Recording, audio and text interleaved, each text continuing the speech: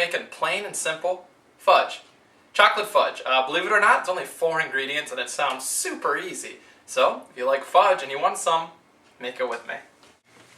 Alright, so what are we going to be making this fudge in? Well, after we heat it up and mix it together, we're going to pour it into an 8x8 baking dish. So, you want the baking dish to be greased. Otherwise, you're not going to be able to get that fudge out. So, I'm just going to use straight up butter. It's been sitting out for a little bit. So it's nice and melty. Just use the wrapper it comes in and spread it out. It's actually a little more melty than I thought it would be, but butter's butter. It's good, and it'll be a nice outside that will prevent it from sticking.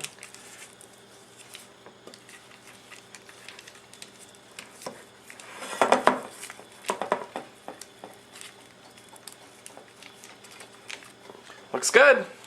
Now, in a microwave-safe container, we need 3 cups of semi-sweet chocolate chips.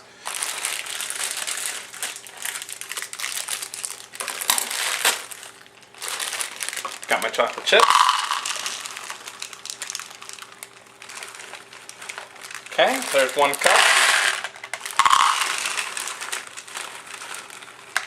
Okay, that's our 2 cups. Typically 1 bag of your semi-sweet chocolate chips will be about 2 cups. Maybe a cup and a half, maybe 2 and a half.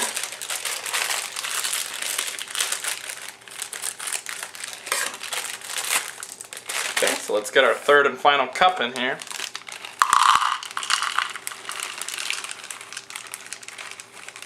Okay, 3 cups.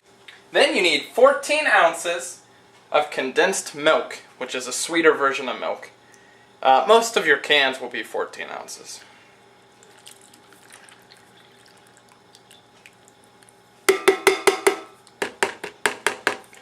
Then you need 1/4 cup of butter. And I recommend usually for baking, you set out your butter and let it get to room temperature. Although for this, we're melting it anyway. Now, 1/4 cup of butter is half a stick, because 1 stick is half a cup. So let's get our butter in there. And then last but not least, and this is optional, you can add 1 cup of chopped walnuts. Now if you prefer pecans or anything like that, add those. Doesn't matter, it's up to you. I'm okay with walnuts, so I'm going to do 1 cup of them. Okay, now this giant mess of goodness is ready to heat up and mix. We need to heat it for about 3 to 5 minutes or until fully mixed, stirring occasionally.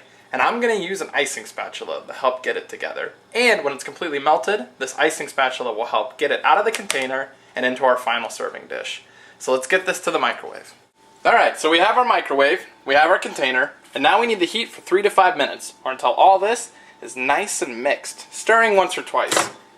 My microwave is super powerful, so I'm guessing it's only going to take me about 3 minutes. So I'm going to start with 1:10 and then stir it then. Alright, so it's been 1:10 seconds. I can feel it heating up. I'm going to start to stir it a little bit. Right now it's kind of just like a brown murky water thing going on, and I can still see the butter some, but the chocolate chips are starting to melt, and it's starting to come together slowly. So a few more times and we'll have some hot liquid fudge.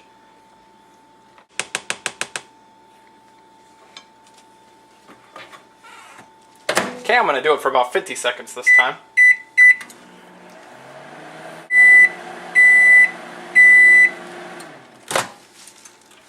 Okay. Oh yeah, it's a lot murkier now. This should be the final cycle.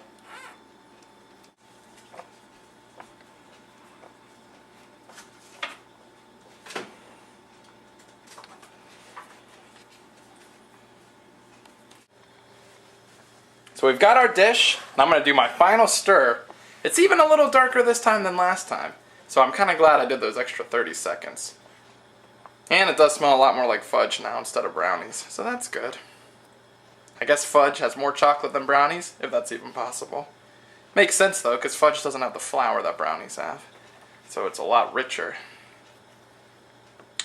Yeah, it's really good. I'm not seeing clumps of chocolate chips anymore at all, so I'm really liking the consistency here. Alright, so I've got my dish, got my container. I'm going to pour it in.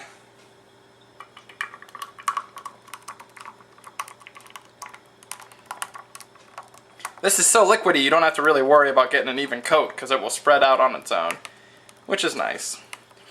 And then using your icing spatula, you can get all of it out of the container. Oh yeah.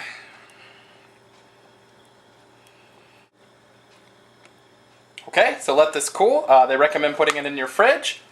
So let's get it in the fridge, let it cool down to room temperature, and then we'll try some.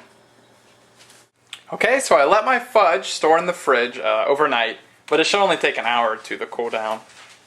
And now I'm just going to cut it into some pieces.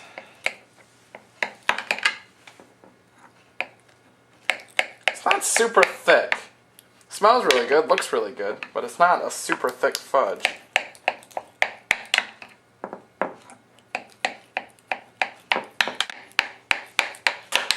Alright, let's try one. Okay, so I got a piece of the fudge out on a plate. It smells good. I licked the knife that I used to cut it and it tasted really good. But I'm going to try it again just to be sure. Oh yeah, that's really good. Tastes just like any traditional fudge. I wouldn't say it's a lot better than fudge you can buy at a store, but it's good. If you want to make homemade fudge, this is a cheap and quick way to do it. So, if you wanted some of this, try it with me.